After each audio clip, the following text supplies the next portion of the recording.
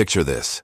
5 women walking into the very heart of Israel's National Assembly, the tent of meeting, and standing before Moses, the priest, the tribal leaders, and the entire congregation. No fanfare, no trumpets. Just courage and a single practical question that would change the law of inheritance for generations. Why should our father's name disappear from his clan because he had no son? Their names, Mahlah, Noah, Hoglah, Milcah, and Tirzah, would be spoken not as a family footnote, but as the spark for a prophetic legal ruling. This is the story of the Daughters of Zelophehad. If you've never heard this story, you're not alone. It's tucked away in the book of Numbers and referenced again in Joshua. But it's rich with drama, law, and theology. Today we'll walk through the scene, the arguments, the ruling, what happened next, and why this story matters for us even now. We'll use the biblical text as our anchor and also draw on historical insights so the story lands clearly, even if you've never opened Numbers before. Let's start with the family. Zelophehad was a man from the tribe of Manasseh who died in the wilderness. He left behind no sons, only 5 daughters, Mahlah, Noah, Hoglah, Milcah, and Tirzah. In a society where property and tribal identity passed through male lines, this was a legal dead end. Without a male heir, how would Zelophehad's portion of land be preserved for his family and his clan? Now imagine the daughters preparing themselves. They didn't storm the tent or cause a public scene. The text carefully notes they came forward and stood before Moses, Eleazar the priest, the leaders, and the whole assembly. They spoke plainly. Our father died. He had no sons. His name and portion of land should not vanish from his clan. Their request was both personal and principled. It was a plea for fairness and continuity. Give us property among our father's relatives so the family name and land stay within the tribe. Moses takes their case directly to God, and that's the critical moment. God answers Moses, not by rebuking the women for their boldness, but by affirming their claim. God instructs, if a man dies and has no son, then his inheritance should pass to his daughter. If there is no daughter, then to his brothers, and then to the nearest relative. This becomes a binding clarification of Israel's inheritance law, all because these daughters had the courage to ask. To understand why this was so significant, we need a quick cultural snapshot. In the ancient Near East, land was central to identity, livelihood, and tribal continuity. Inheritance tied a family to its ancestral allotment. Losing that land meant losing status and security. The default in many ancient societies was male inheritance. The daughters' petition challenged that standard, not to overturn society, but to make room for justice in their particular case. Many scholars note this story reflects how Israelite law could be shaped by petitions and divine guidance, and how women could appear as powerful legal agents.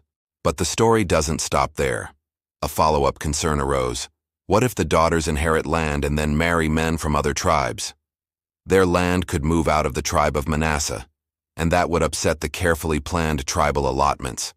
So, the law is clarified again. The daughters may inherit, but they must marry within their father's tribe, so the land stays in the original clan. The daughters complied, and the record in Joshua shows how their marriages kept the land in the tribe. In effect, the law granted rights while protecting the tribal structure. So why does a legal technicality from the desert matter to us now? For 3 reasons. First, it highlights female agency in Scripture. These women step forward, speak with clarity, and pursue justice. Their faith is practical. They appeal to God and law, not to rebellion. This shows that the biblical world contains powerful models of women who act publicly and effectively. Second, it shows law as a living conversation. The story reveals that Israel's law wasn't a static code carved in stone. There were cases, petitions, and divine adjudications that refined and clarified practice. The daughter's question reshaped the legal landscape. And third, it shows the balance of justice and communal order. The resolution is elegant. It affirms a just claim for the vulnerable while keeping the tribal system intact. It models how a moral society can innovate to secure justice without collapsing social order. That balance is surprisingly modern, rights recognized, structures preserved. Let's slow down and just imagine the moment. The tent flap lifts, cool desert light falls across the assembly. The five sisters stand together, a united front. One speaks, then another. Their voices are firm but respectful. You can almost hear the hush as Moses listens to their appeal and then goes in to consult God. There's a sacred silence.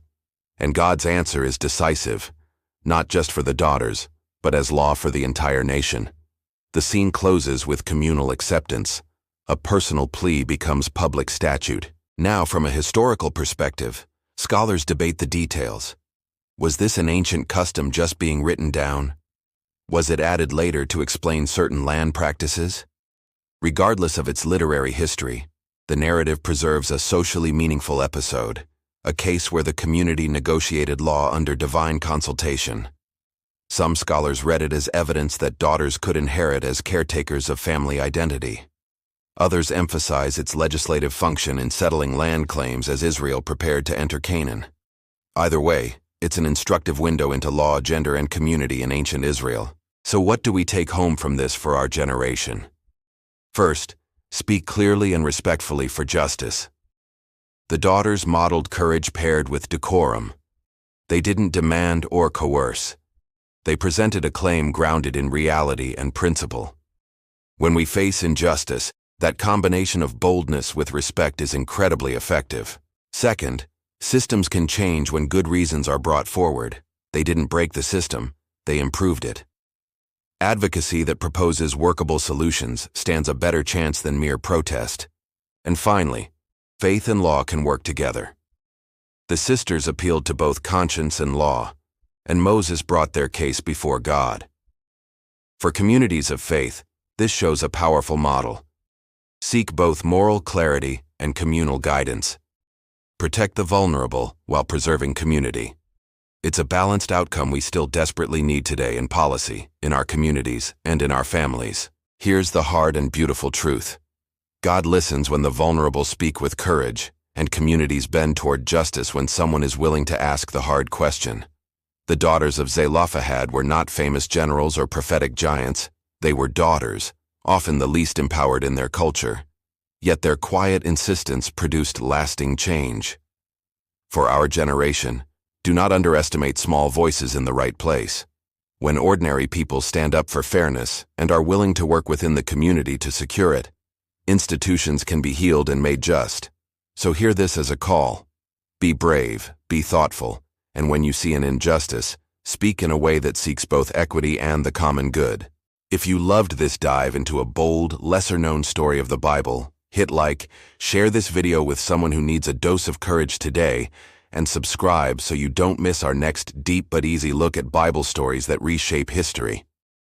Tell us in the comments, which of the daughters' qualities inspires you most? Their courage, their unity, or their wisdom? Thanks for watching. See you next time. Bye.